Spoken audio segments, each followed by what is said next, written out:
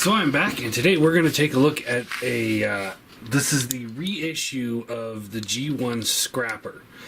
This is a Walmart exclusive, and yeah, I could do the whole Devastator at once, but at the moment, releases are a little light for me. I'm still waiting for Siege to start showing up in my area.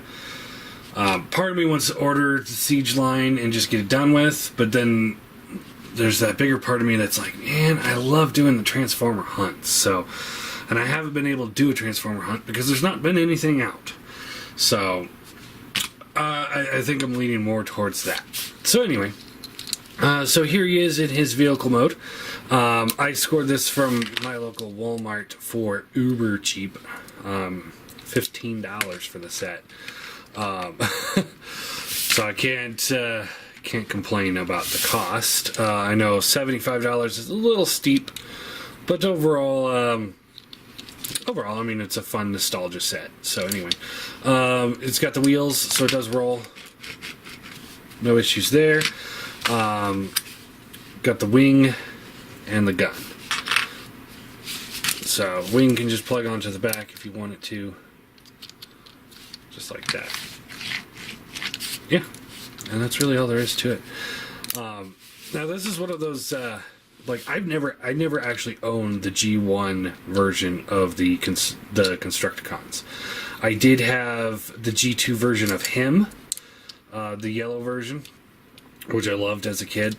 And then I had knockoff versions of the G1 set, a miniature green one, a yellow one, and then a multicolor one that I got from Walgreens. So I've never actually owned the G1 set, so I'm pretty happy about it. So anyway, rolls fine. Not really much else to go over. To transform him, you want to flip the legs down, just like that.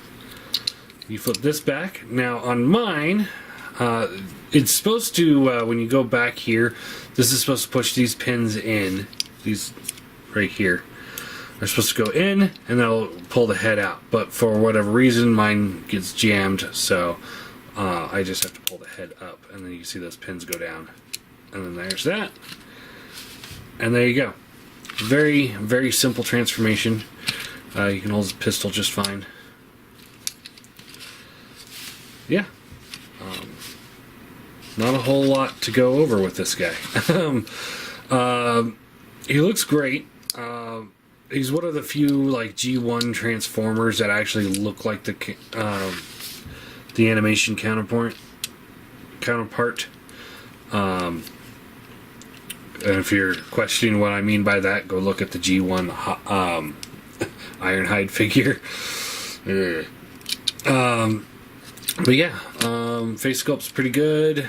My only gripe, and this is more of a nitpick, is I wish there was another hinge in here so you can fold the shovel down a little bit more, because that just kind of just hangs straight back.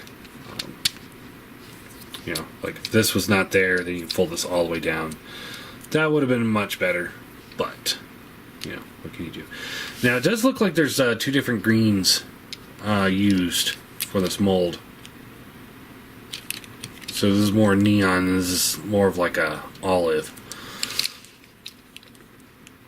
So I don't know if that's on purpose or if they just kind of did something wrong. I don't know. Posability wise, I mean, he doesn't really have anything. His arms go up and down, and his knees can bend. That's it. That's all you get from him. Scale wise, here he is with a Chug Seeker. See how big he is there, and we're gonna get the reissue of Starscream here.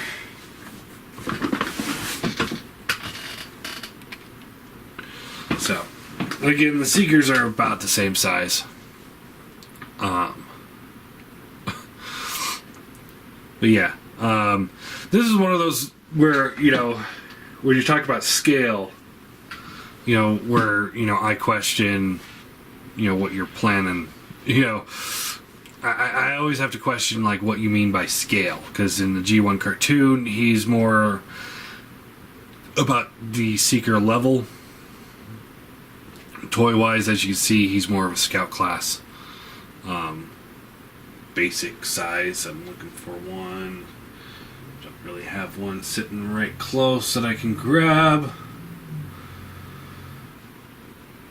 But anyway, but yeah, all in all, I think he's a fun little figure. Obviously, it's nothing like, oh my god, this is the greatest figure of all time. But you know, back in 1984, 85, when this first came out, I would have been pretty happy with it. I mean, hell, the G2 version I was really ecstatic about when I was a little kid. Absolutely loved it, and you know, flew him around all the time. I even pretended that he became Devastator and just turned him into the foot mode and just pretended the rest were there. Man, imagination and kids, you know, it never ceased to amaze me, like all the stuff that me and my brother did. But anyway, yeah, there he is. For what he is, I'd give him I'd give this one a 10 out of 10. I mean, obviously now he'd be like a 2 out of 10 if they released this guy now, like as a new figure. I'd be like, that doesn't cut it. But back in the day, for what he was, I'd say he's a really solid little guy. And it's cool because it's like, you know, you can't tell that he's a combiner until you actually put them together because of the way they designed this particular set. So it's nice because he's not hindered by combiner gimmicks or anything like that. So, which some of the G1 were by having like the core bot, for example, being so much bigger than the limb bots. But anyway, so yeah, there's G1 Scrapper, and we're just gonna slowly go through the rest of the set over the next little bit. I'm gonna draw this out as long as I can. So anyway, I guess that's all there is.